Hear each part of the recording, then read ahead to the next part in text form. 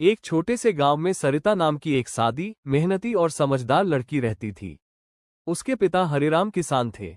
वे अपने खेतों में पालक, बथुआ, मेथी, सरसों जैसी हरी सब्जियां उगाते और उसी से घर का गुजारा करते थे। सरिता बचपन से ही खेतों में पली बड़ी थी।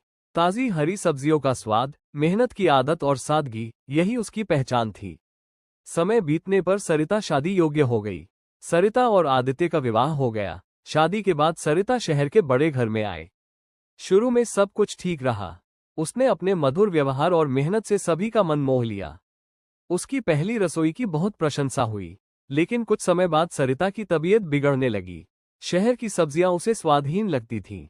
उसे अपने गांव और ताजी हरी सब्जियों की याद आने लगी। उसने यह बात अपने पति आदित्य से कही। आदित्य ने उसकी भावना समझी और घर के चारों ओर एक छोटा सा बगीचा बनवाने का निर्णय लिया। सरिता ने पूरे मन से बगीचे में पालक, मेथी, धनिया, लौकी और टमाटर उगाए। ताज़ी हवा, मिट्टी से जुड़ाव और हरी सब्जियों के सेवन से उसका स्वास्थ्य सुधरने लगा। इसी दौरान उसकी सास की तबीयत बहुत खराब हो गई। वे हमेशा थकी थकी रहती थीं। डॉक्टर ने जांच के बाद बताया कि उनका हीमोग्लोबिन बहुत कम है और उन्हें नियमित रूप से हरी सब्जियां, आयरन और पौष्टिक भोजन लेना जरूरी है। ये सुनते ही सरिता ने अपनी सास की पूरी जिम्मेदारी ले ली।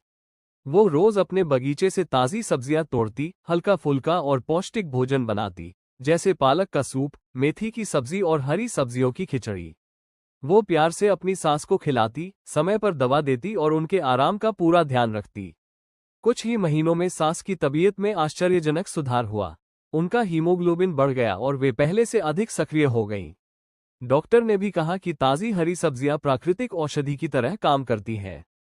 सास को तब समझ आया कि सरिता ने न केवल सेवा की, बल्कि अपने ज्ञान और प्रेम से उन्हें नया जीवन दिया है।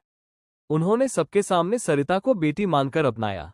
स्वस्थ जीवन के लिए हरी सब्जियां बेहद जरूरी है और सच्चा प्रेम, सेवा व अपनापन किसी भी बीमारी से बड़ी दवा साबित होते हैं।